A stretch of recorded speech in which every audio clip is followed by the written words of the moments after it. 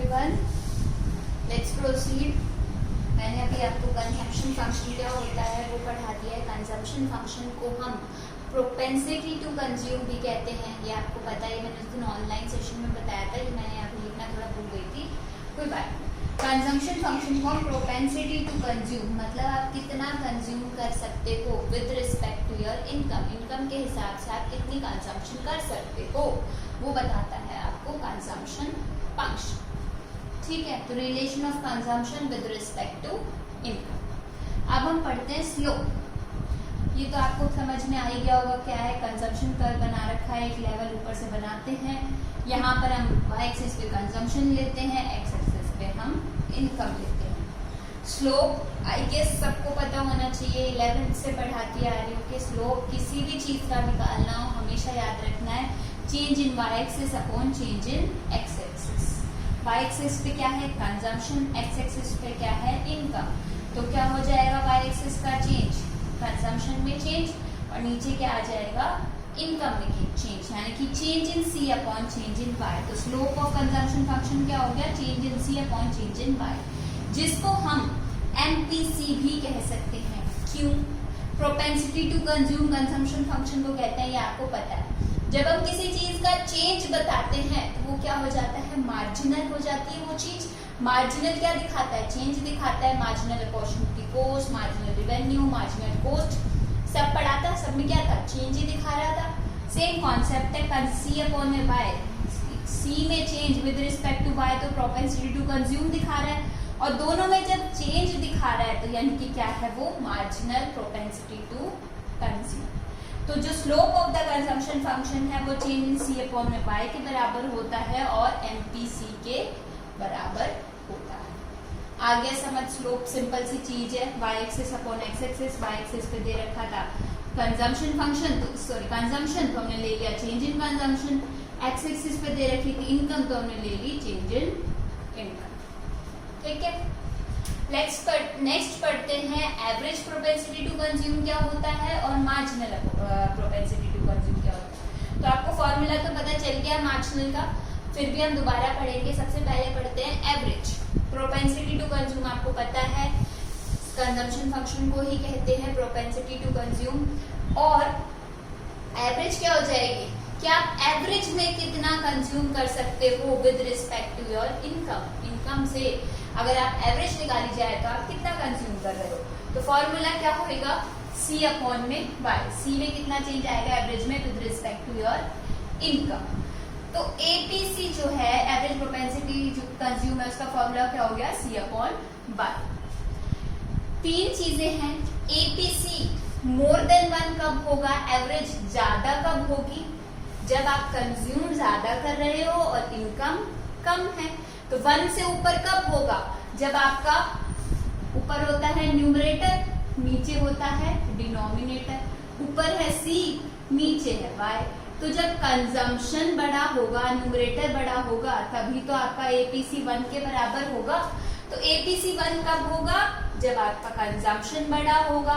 APC less than 1 कब होगा जब आपकी इनकम बड़ी होगी, यानी कि डिनोमिनेटर बड़ा होगा और न्यूमरेटर छोटा होगा। ये कॉन्सेप्ट आई गेस सबको पता होना चाहिए, छोटी क्लासेस से पढ़ते आ रहे हो कि जो यहाँ पे है x चीज है यानी कि APC है वो किसके बराबर है C अपॉन में y। तो APC 1 कब होगा और लेस देन 1 कब होगा, इक्वल टू 1 और लेस देन 1 के बराबर, या मोर देन 1 कब होगा, मोर देन 1 कब होगा जब आपका न्यूमरेटर बड़ा हो, लेस देन 1 कब होगा जब आपका डिनोमिनेटर बड़ा हो।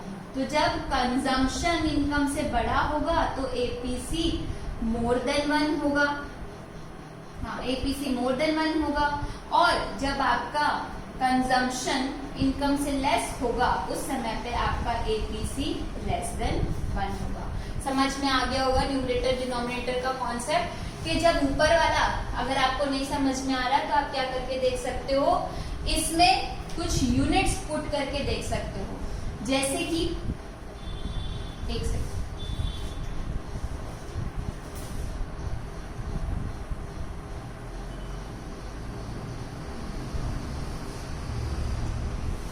हमें सबसे पहले लेना है जब इनकम कम हो कंजम्पशन ज्यादा हो। तो मान लो कंजम्पशन ले ली हमने 2 और इनकम ले ली हमने 1। पुट करो एपीसी में तो क्या हो गया 2/1, यानी कि क्या है, ऊपर वाला बड़ा है नीचे वाला 1 है, छोटा है। तो एपीसी क्या हो गया, मोर देन 1 हो गया। अब हमें दूसरे पॉइंट पे क्या लेना है, सी छोटा लेना है, कंजम्पशन कम लेना है और इनकम ज्यादा लेना है। मान लो मैंने इनकम ले ली 2 और कंजम्पशन ले ली मैंने 1, यानी कि कंजम्पशन कम है इनकम ज्यादा है। तब हम एपीसी देखेंगे तो क्या हो जाएगा 1/2। 1/2 किसके बराबर होता है 0.5। 0.5 मतलब लेस देन 1। तो एपीसी क्या हो गया, लेस देन 1। तो जब आपकी एपीसी मोर देन 1 कब होगी, जब कंजम्पशन ज्यादा होगा। एपीसी लेस देन 1 कब होगी, जब इनकम ज्यादा होगी। तो हम क्या देख रहे हैं कि जैसे जैसे एपीसी, और एक चीज है एपीसी 0 नहीं हो सकती। 0 क्यों नहीं हो सकती, क्योंकि कभी भी कंजम्पशन 0 नहीं हो रही। कंजम्पशन एक लेवल ऊपर से है, मतलब हमेशा आप सर्वाइवल के लिए कुछ ना कुछ कंज्यूम कर रहे हो। तो जब कंजम्पशन ही 0 नहीं है तो उसका एवरेज कैसे 0 आ सकता है। तो कभी भी कंजम्पशन 0 नहीं होता, या तो लेस देन 1 होगा या फिर ग्रेटर देन 1। ठीक है, एपीसी क्या कर रहा है, इनकम के साथ फॉल हो रहा है। जैसे जैसे देखो इनकम बढ़ती जा रही है, यहाँ पे इनकम कम थी यहाँ पे इनकम बढ़ गई। तो एपीसी पहले 1 था फिर लेस देन 1 हो गया। तो यानी कि क्या हो रहा है, जैसे जैसे इनकम बढ़ रही है आपकी एवरेज क्या होती जा रही है, कम होती जा रही है। क्यों होती जा रही है, मैंने आपको टेबल के थ्रू बताया था कि इनकम क्या होती है, ज्यादा बढ़ती चली जाती है। लास्ट में क्या हो गया था 150 और आप कंज्यूम कितना कर रहे थे, मान लो 80। तो क्या हो गया था, इनकम ज्यादा तेजी से बढ़ रही थी और जो कंजम्पशन का पेस था इंक्रीज होने का वो धीरे था। क्यों, क्योंकि आप लेवल तक ही कंज्यूम कर सकते हो, अपनी पूरी इनकम को कंज्यूम नहीं कर सकते जब आपकी इनकम बहुत ज्यादा हो जाती है। तो इसीलिए एपीसी क्या होता है, इनकम के साथ कम होता चला जाता है। समझ आ गया, एपीसी का फॉर्मूला होता है C/Y। एपीसी मोर देन 1 कब होगा, जब कंजम्पशन ज्यादा होगा। एपीसी लेस देन 1 कब होगा, जब इनकम ज्यादा होगी। एपीसी इनकम के कम होते होते कम होता है, यानी कि जैसे जैसे इनकम कम होगी आपकी एवरेज प्रोपेंसिटी टू कंज्यूम भी फॉल होती चली जाएगी। एपीसी 0 नहीं हो सकती क्योंकि कंजम्पशन कभी 0 नहीं होती। आप कभी भी कुछ भी कंज्यूम करना नहीं छोड़ते तो उस चीज का एवरेज भी 0 नहीं हो सकता। आ गया समझ एपीसी। नेक्स्ट पढ़ते हैं marginal propensity to consume. Formula सबको पता है, अभी मैंने बताया था, change in C upon change in Y। Marginal का मतलब ही चेंज है, तो इसीलिए C अपॉन में Y वही रहा, सिर्फ हमने उसके आगे चेंज लगा दिया। क्यों, क्योंकि हम क्या देख रहे हैं, जैसे ही इनकम में एडिशन हो रहा है, चेंज आ रहा है, तो आपकी कंजम्पशन में कितना चेंज आ रहा है ये दिखा रहा है आपको मार्जिनल प्रोपेंसिटी टू कंज्यूम। दोनों के चेंज में एडिशन होने से, इनकम में एडिशन होने से, बढ़ोतरी होने से, इंक्रीज होने से कंजम्पशन में कितना इंक्रीज हो रहा है ये दिखाता है आपको मार्जिनल प्रोपेंसिटी टू कंज्यूम। इसकी वैल्यू 0 to 1 के बीच में होती है। 0 to 1 की में कब होगी, अगर आप अपनी इनकम पूरी की पूरी खर्च कर दोगे, यानी कि जितनी इनकम थी Y = C होगा, तब आपका MPC 1 के इक्वल आएगा। कैसे आएगा, MPC change in C upon change in Y। तो आपकी मान लो आपकी पहले इनकम थी 40, अब आप कितनी है इनकम 50, और अब आप कंजम्पशन पहले कर रहे थे 35 और अब कर रहे हो मान लो 50, मान लो, ठीक है। दोनों क्या है, बराबर है। मान लो पहले भी 40 था, 50 हो रहा है। तो आप क्या कर रहे हो, जितना चेंज आ रहा है उतना ही कंजम्पशन में चेंज आ रहा है। तो 10/10 तो क्या हो गया, 1 हो गया।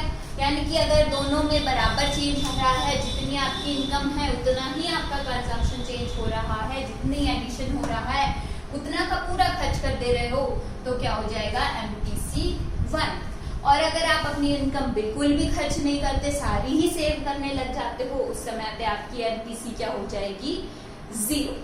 आगे समझ, पूरी की पूरी खर्च कर दी, जितना एडिशन हुआ सब खर्च कर दिया, सब कंजम्पशन में चला गया। 20 इनकम बढ़ी थी और 20 की 20 क्या कर दी, खर्च कर दी। क्या हो जाएगा आपका MPC 1। बिल्कुल भी खर्च नहीं करी, सारी बचा के रख ली, MPC 0। ठीक है, फिर हम कहते हैं कि MPC of poor more than that of rich, जो चेंज आ रहा है उससे जो कंजम्पशन में जो चेंज आता है वो गरीबों का, पुअर्स का ज्यादा होता है और रिच का कम। क्यों? भाई रिच है, पहले से ही इतना पैसा एक्स्ट्रा पड़ा है कि और आ गया तो क्या कहेगा, नहीं जो नया आया मैं तो उसको खर्च करूंगा, ऐसे कोई होगा? वो कहेगा वो पड़ा है उसको और जो जहां पर रखा हुआ है उसको वहीं जाके रख दो। भाई सेविंग्स कर रखी है या मेरे बैंक अकाउंट में पड़ा है या मेरे लॉकर में पड़ा है, तो वो जो एक्स्ट्रा मनी आई है वो भी वहीं जाएगी, वो कोई कंजम्पशन में तो खर्च नहीं होगी। उसके पास कोई कमी तो आ नहीं रही कि भाई वो जो आया है पैसा वो वही खर्च करेगा, उसके पास पहले ही बहुत ज्यादा है, तो उसकी इनकम में चेंज आने से उसकी कंजम्पशन में कोई चेंज नहीं आ रहा, वो उस इनकम को कंजम्पशन में नहीं यूज करेगा क्योंकि पहले ही बहुत पड़ा है उसके पास।